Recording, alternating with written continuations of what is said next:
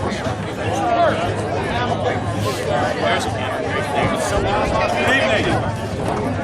evening, folks. Appreciate you coming out early in advance of the game. It's a very important dedication. My name is Hart. I'm a member of the Hart Field Committee, along with my teammates Jim Milligan, Doug Harrell, and Dick Lodi. On behalf of the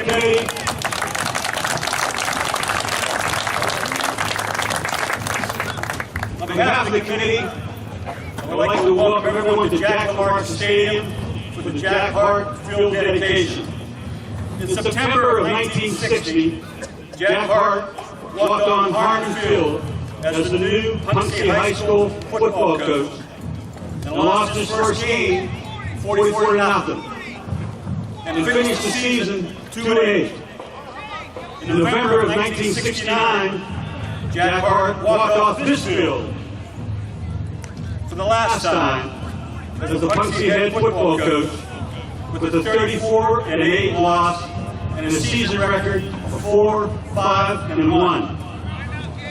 During the 8 seasons, in between those 2 losing seasons, he led the Chucks to a 62, 15-3 record with a winning percentage of .800. He made the Chucks a winner, one of the most feared high school football powers in Western Pennsylvania. Basic football was Hart's formula for success. Blocking, tackling, and running hard. In one 3-year span, 63 to 65, he was 28-2, with an undefeated team in 63, and 2 one-loss teams in 64 and 65. During those 8 years, from 61 through 68, his team won the coveted Western Conference Championship, 4 Skyline Conference Championships, and 4 Big 3 championships. Those highly successful years at Punxsutawney enabled Coach Hart to see 43 of his former players go on to play at least 1 year of college football. He coached 9 All-State athletes, 1 Prep All-American, as well as 5 District Players of the Year. 3 times, Hart was selected Coach of the Year in the district and was inducted into 3 Sports Hall of Fame. After about 100 years of football at Punxsutawney High School, Coach Hart has the following records. Ranks first in career win percentage, .720. Most wins in a 3-year period, 28, with a winning percentage of .933. Most wins in a 4-year period, 34, with a winning percentage of .850. Most wins in a 5-year period, 42, with a winning percentage of .840. He ranks second in career wins at 68, and he owns the second longest winning streak. Coach Hart put a lot of fire and passion in playing football the right way, and got us excited about playing the game. Off the field, he was a mentor of young men, a passionate teacher, and a patriot. That, ladies and gentlemen, is why we are here tonight, dedicating this football field in his honor as the greatest football coach in Punxsutawney High School football history.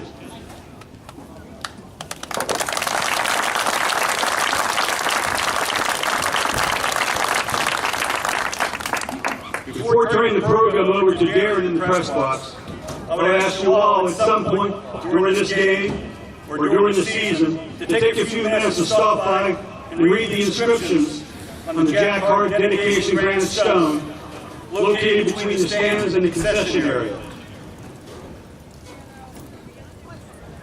There are special guests seated in these chairs in front of me, and Darren's going to introduce you to them. Thank you. We would first like to introduce Jack Hart's family, starting with his son Ken and his wife Cindy from Arizona. Ken is a 1968 PHS grad and played football for his dad and ran track. He is also here for his 50th class reunion tomorrow night. Coach Hart has two surviving sisters, Lenora Hart Abraham, 91, and Dorothy Hart Isabel, 89. Representing Lenore tonight is her daughter, Beth Larson, and representing Dorothy are her twin daughters, Carolyn Danahay and Marilyn Butters, and daughter Pam Isabel.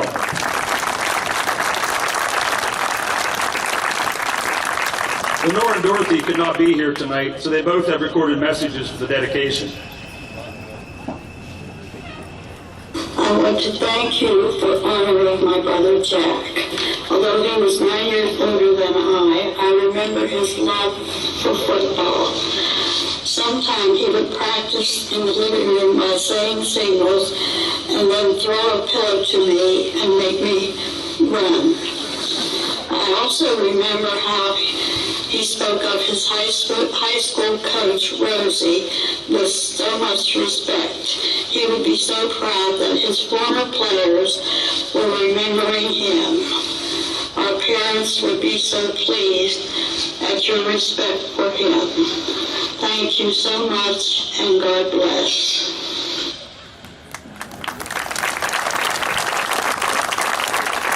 Thank you, friends and fans and admirers of my brother, Jack Hart.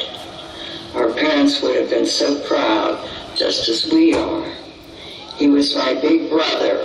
He was a hero because he played by the rules. He was a good advisor for the teams. I was his little sister, always looking up to him. Thank you very much for having my sister and me take part in this evening's dedication.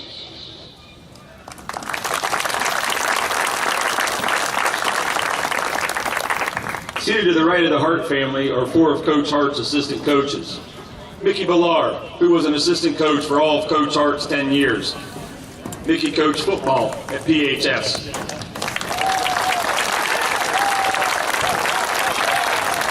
Bill Furco coached 6 years with Coach Hart, and during those 6 years, the Chucks were 48, 9, and 3.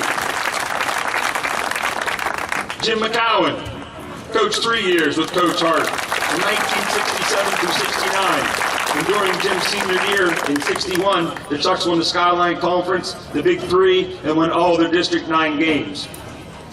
Bob Sloth played football for Du Bois and IUP and joined Coach Hart's staff for his last season in 1969. To the right rear is a group of former Coach Hart players. They are all here tonight to honor Coach Hart and swap stories.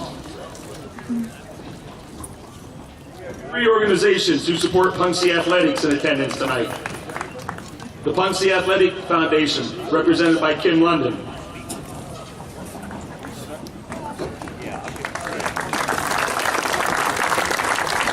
The Punxsutawney Hall of Fame, represented by Keith Hughes. The Punxsutawney Sports Booster Club, represented by Bill Vasello. These organizations provide the foundations for success on and off the field. Also with us tonight to recognize Coach Hart's military service is Jim Pallone, commander of the Mahoning Valley VFW Post 2076, and VFW members Jim Dunlap and Bob Lott. The VFW has honored Coach Hart's military service with a plaque that will be displayed in the new VFW building. Service. After Coach Hart graduated from Waynesburg University in 1942, he enlisted in the Army for World War II. He fought in the Battle of the Bulge. Both of his brothers were on the beach for D-Day. During the fighting at the Battle of the Bulge, Jack received the Purple Heart and Bronze Star, and the story behind these medals is as follows. His unit was pinned down and did not have contact with the main force. He was the fastest member of his unit, so he volunteered to go get help. He was shot in the arm while getting help and did not stop until he got word to his reinforcements. Rich Alexander, Mayor of Punxsutawney, has declared a proclamation which he will present to Dr. Kyle Lingfelder, which I will now read. States, Friday, September 14, 2018. Whereas Jack Hart was born in Dunbar, Pennsylvania in 1918, the son of a coal mine superintendent for the Frick Mines. After Jack finished high school, he went on to attend Waynesburg College to further his education as well as playing football. Whereas after his college days, he enlisted in the military. In 1942, he enlisted in the Army during World War II. He initially trained for the African campaign, but it ended before his training was completed, so he was sent to England, but he didn't see action until the Battle of the Bulge. Whereas Coach Hart met the love of his life, Zoni Bay Hart, and were married in 1949 in Charleroi, PA, and they had 2 children, Keith and Kent. Whereas Coach Hart began his coaching career at Drummond Township High School in 1949. He was there 21 seasons and moved on to Crescent High School. He then moved on to Punxsutawney High School for 10 seasons. Not only was a great coach, but was an excellent teacher as well, as in everything he took it very seriously. I have had the privilege of being one of his many. Great man and a great humanitarian. Therefore, Rich Alexander, Mayor of Punxsutawney, proclaimed September 14, 2018, Coach Jack Hart Day.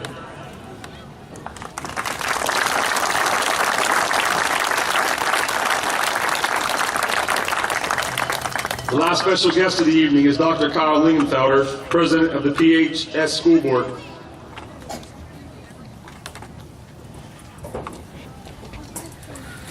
At the April 2018 Punxsutawney School Board meeting, member George Powers made a motion, and the board voted unanimously to officially name the high school football field after Coach Jack Hart. Thanks to the efforts of the Hart Field Committee of Jerry Clark, Doug Harrell, Dick Kolodic, and Jim Milligan, the board recognized that in the history of PHS football, there is no coach more deserving of this honor than Jack Hart. Dave Cessna, a former player, sums up Coach Hart's legacy as follows. Until recently, I didn't know of Coach Hart's heroism during the Battle of the Bulge in World War II. I should have known. By seeing the fire in his eye, the command in his voice, and the sureness of his direction, he was my coach. He was my teacher. He was my mentor. He was a true American patriot. Thank you, Coach, for all you did to help me become a man. I am one of the many who follow Coach Hart's teachings. And after spending time with a lot of these players today and hearing their stories, I understand now.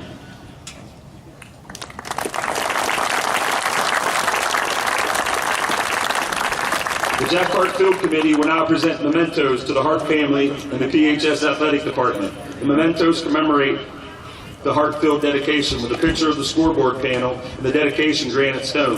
In addition, the committee is presenting the Athletic Department with a binder containing a history of PHS football during the Hart era and today's dedication.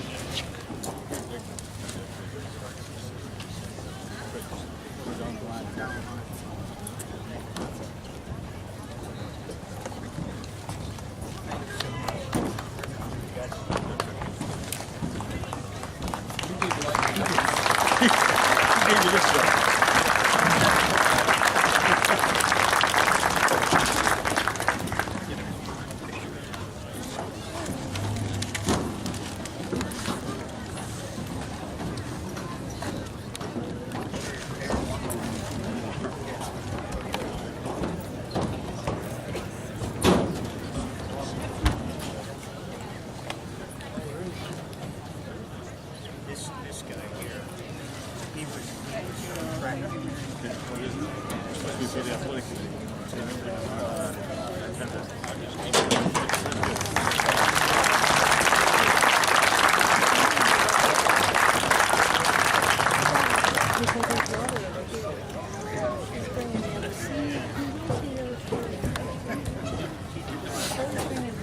Thank you all for coming out early, and hopefully every time somebody looks at Jack Hart Field and knows the history of Jack Hart, be more inspired and ready to play football. So, in about 5 minutes, Sherry Chambers Bell is going to do a ceremonial coin flip when the players and the captains get on the field, and the Hart family will escort her out to the center of the field, and she'll do the actual coin flip. Thank you.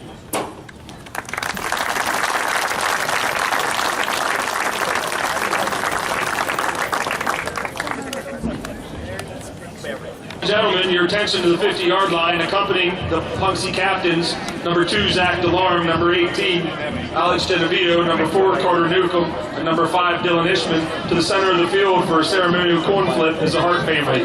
Son Ken Hart and nieces Marilyn Butters, Carolyn Danahy, Beth Larson, and Pam Isabel.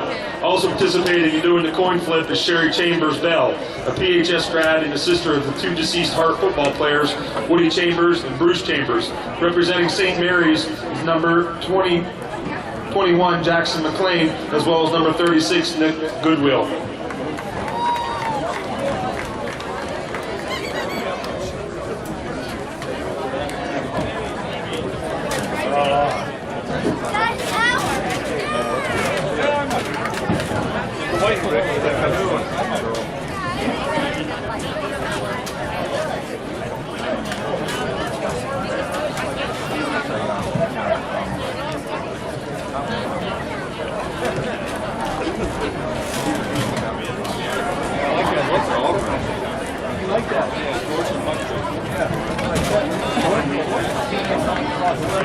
Clemson has won the toss and elected to receive. St. Mary's will kick off and defend the West End. Once again, ladies and gentlemen,